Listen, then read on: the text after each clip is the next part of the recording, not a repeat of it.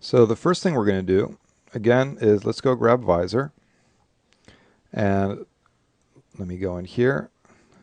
And again, it keeps wanting to do that, which is annoying, but I'm just going to go and I can open visor separately, and then it acts normal, and I'm just going to go and stick it back in here. All right, so we're focusing first on plants. So if I go to plants and just grab the first brush, then I can start dragging some of these in here. And so to do that, let's say we just go up here and let's just drag a line like so. And then go to the next one. And so what we're doing here is I'm just sort of skipping a grid line and creating all of the different strokes that have to do with plants. Because in the end, what you're going to have is a scene file where you have all of the different paint effect strokes that you like, where you've converted all of them to poly just so that you can then create an MIA material, so that for each one you have an MIA material that you know works well for that kind of plant. So that in the future you wouldn't be importing this geometry necessarily into other scenes. You would still be drawing paint effect strokes in new scenes from scratch, but then knowing that you can go in and just export the shader from this scene into another one. And so let's just go in and, of course, now I forgot where I think that's the last one we did. Yep. So now we have this one, lettuce, onions,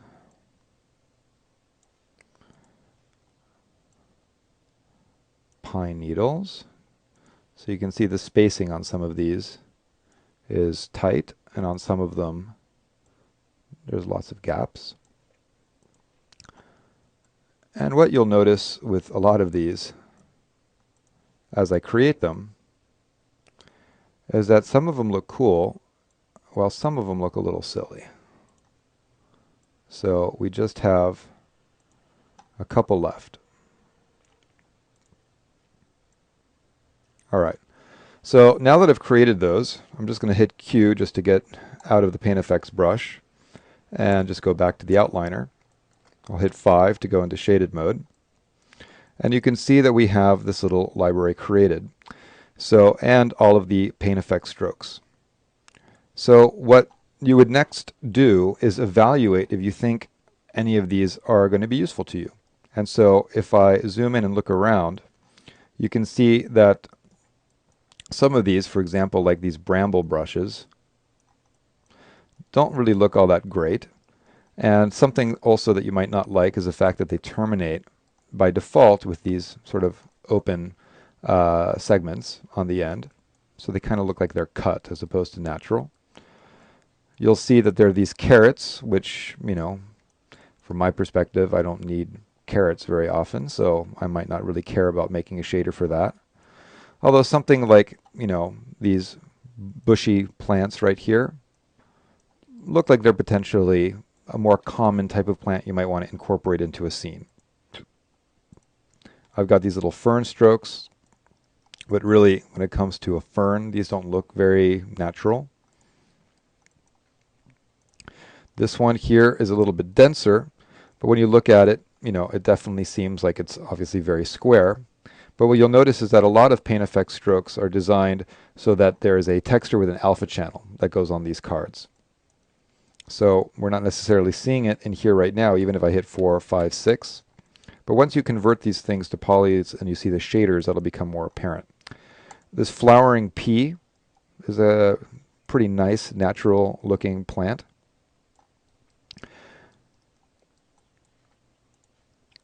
This little green bud vine, you know, maybe could be useful growing up something, but when it comes to vines or ivy that are growing along things, I'm going to show you something later that's more useful for that. This one, you can see, doesn't look too natural. This one called lettuce, really, yeah. Up here, this onion one is actually kind of cool as far as the kind of plant it creates. These are supposed to be or a pine needle, but a single pine needle like that, Pine cones don't really look like pine cones. So that's my point. Some of them not so useful. So if we went through here and we're like, okay, well, looking at these, let's say we don't really like the bramble one up there, or any of the bramble ones. Then I'll just grab those, where I'll grab the paint effect stroke and its curve, and just delete both of them. So I can go and say, I don't want those, and I don't want the carrots. These bushy corn ones are kind of all right. The fern, don't really care about. So let's say we go and get rid of those ferns. Then going inside here, got those. The flowering pea we like. These, not so much. The lettuce, no. The onion's kind of cool, but the pine needles and the pine cones and the red beet, don't know about. Looking in here, these are obviously all kind of interesting and kind of similar. Again, remember with paint effects, what we're doing right now is we're drawing directly on the grid. And also, let's go and say scaly tube. Don't want that one. Also the one, this wax bean. Not very useful. And so what we're left with, you can see, is not really that many from the plants folder. Now, like I was trying to say earlier, and to sort of finish the thought, is that we're painting right on the grid. So another thing that's important to know is that if I go and, let's say, create a sphere, so just a simple polygon sphere in here, and I want to actually paint on that, which is going to be very common once you actually have an environment. So whether it's a terrain or a building, and you want to get, let's say, your plants to be correctly positioned along that surface, you just simply can select your geometry and then go to your paint effects pull-down menu. So inside here, if we go inside to rendering, you'll see we have a paint effects pull-down. And make paintable is one of the more useful things that you'll find yourself using inside here. And so basically it allows you to select a piece of geometry like I've done, make it paintable, and then now if I go back to visor, which is again going to do this funny thing, but that's fine. Let's say we grab this vine leafy one, which is this one right there, and click on that. Now what's going to happen is you can see that that stroke was created on the sphere.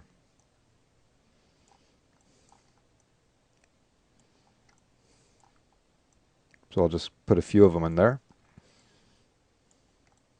And then to get out of that, I'll just hit Q, deselect, and we can see the usefulness of that brush is maybe more apparent when drawing it on a sphere than it is seeing it flat inside there. And so that's why it's kind of important to realize, like, yeah, that actually looks like I could see that being very, very useful if I want to cover something with ivy. Now, granted, the ivy is very, very curly with this, which is a little less natural, but it's still something that you can make some adjustments to the paint effects slider to adjust how much curl you have inside there. But regardless, you can see it is kind of a nice looking preset. And so that's where we might want to keep that one. Now granted, if we look inside here and compare this one and this one, they're rather simple, or rather similar. And then this one you can see, obviously, when these strokes were created, the difference between these two is really that this one has leaves, this one doesn't, while this one you can see has something that's kind of like a flower, meaning it has like a little open tip to it. So you may decide that that's useful. So this is sort of up to you to decide. Something like this one, you can see just same thing as this one. This one has more curl. This one has less curl. So if we were to go to, let's say, this one, which is inside here, let's just go and turn everything on, our vine, we can go to the attribute editor and make adjustments. So if I go to this vine, again, things having to do with rendering you're going to be a little less concerned about. But if we go to tubes, that's where we're going to have all of these controls for the way they grow. So the density, so you can see tubes per step. So now I'm making it much less dense. much more dense. We can randomize, adjust segments, minimum, maximum length, and so forth. But let's just scroll down a little bit to growth. We can see it's just branches and buds. So if I turn the bud off, you'll see inside here that it's that little extra piece of geometry that's popping on the end. So if you decide, I don't need that, you can easily get rid of it. And since it only has branches, I can go to the branches folder, and these are all the sliders that are controlling how this branch is being created. So if I scroll in here, you can see number of start branches is at 0, so I can increase that, which is going to create more density. Number of branches, branch dropout. But specifically, you'll see that we have things in here like, the split angle. So we're creating a split. So now there's 2 at the end. Adding some twist to the split. Adding some decay to the size of it. So maybe I can put that down. The minimum size for these. So if I put a minimum size, the small ones start to disappear. And then if I go to behavior, you'll see that there's a bunch of choices inside here. So I'm going to go to spiral, and we can see how that's going to start curling up these branches a little bit.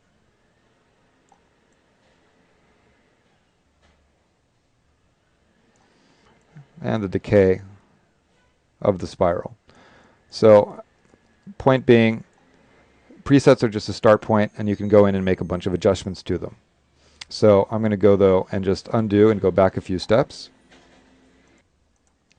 So I'm just going to hit undo a few times, get these to basically be where they were by default.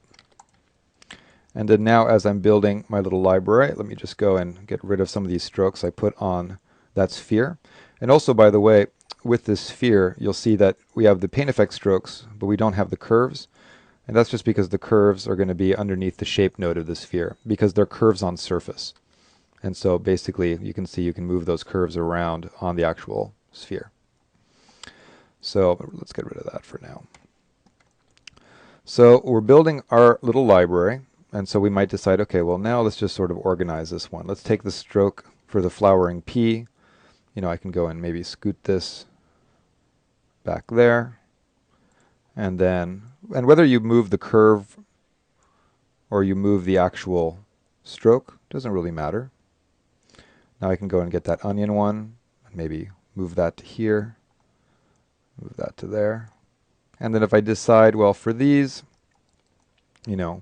maybe you want to keep all 4 of these in here just as a reference point of what those strokes look like. And so, if so, then I'll just go and grab all 4 of them. And here, what I'm doing is I'm just trying to be organized. So out of the plants folder, in the end, you can see we have 8 different strokes that we think could potentially be useful in the folder, or in the future. Also knowing in the back of our head that any of these I can make adjustments to. And so as far as density, curl, behavior, turbulence, if I want them to have wind. So these strokes right now, if I increase my time slider and hit play, do any of them have animation? No. But it doesn't mean that they can't. So now we might want to go and create some more. So this was the plants folder. The other folder for plants is called plants mesh. So let's go to visor. It's acting goofy on me. So I can open visor that way. And for whatever reason, that allows me to get visor to then want to work in here. And I'm going to go to plants mesh. That's the other folder that we haven't used. Same thing, one at a time, I'm going to go and draw these in. So I'm just going to go and draw that guy. Obviously, you don't need to draw so many of them or such a long stroke, but it's just potentially useful. So this one already tells me, like, I'm probably not going to want that one. And if you know that right off the bat, you can just hit undo and go to the next. And you can see these are giving me some nice options. Here we're getting some mushrooms, something called a creeper, some grapes, So looking at those, it's like, would I really use that if I needed grapes? Probably not. So I'm just going to go and get rid of that. Some ground cover. This is a really useful one. Now let's move up here. Ground cover bright. Ivy. This is one that I think is pretty cool. Jade. Now you can see that's creating a very, very heavy piece of geometry. This one's actually called Jade Heavy. If I hit undo, there's one called Jade Light and Jade Medium. So basically they're all kind of the same. So let's say we just go to Jade Medium as far as resolution. And so you can see this one was able to complete. The other one had a little bit too much geometry. There's a polygon limit that it's trying to keep when you draw a stroke. But the main thing with this one, you can see it's a lot of density there. Maybe we'll lower that down just for messing with the shader. Another type of mushroom.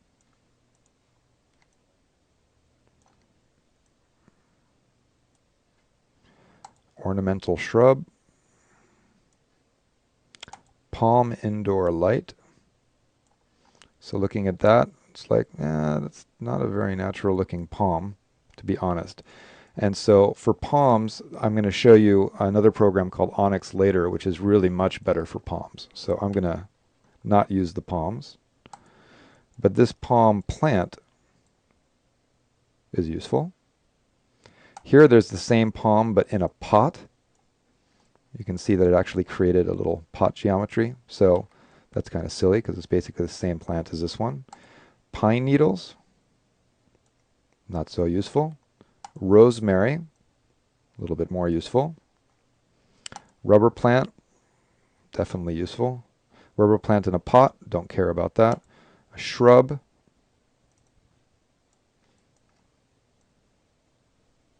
Which looks really good. A sunflower, which is not bad. And then wood fern. So at this point, we've created all of the plant meshes that we might potentially find useful. So for this jade one, it's kind of a little bit large, a little bit big. So again, I'm just going to go in here. Let's find the jade. There it is. Go to the attribute editor. So you can see it created a whole bunch of them along that stroke. And so if we go inside here, we can see we have tubes per step. So I can go in and increase that or decrease it. So let's go up a little bit.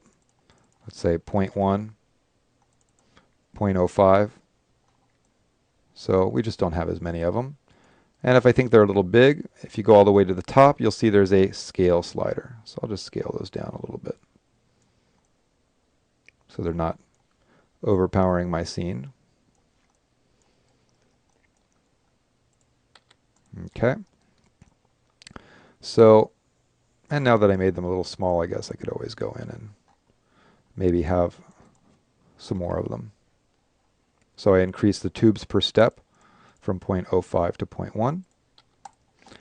And this is now a scene where I want to be able to start evaluating how these might render. You can see some of the ones that came from plant mesh are pretty natural looking plants. Something like this obviously is going to have textured leaves with alpha channels on them.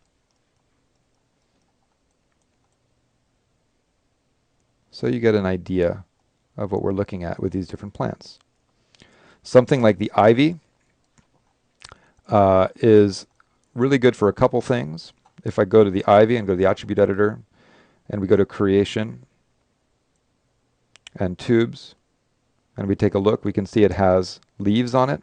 If I turn the leaves off, this is also kind of a cool looking plant.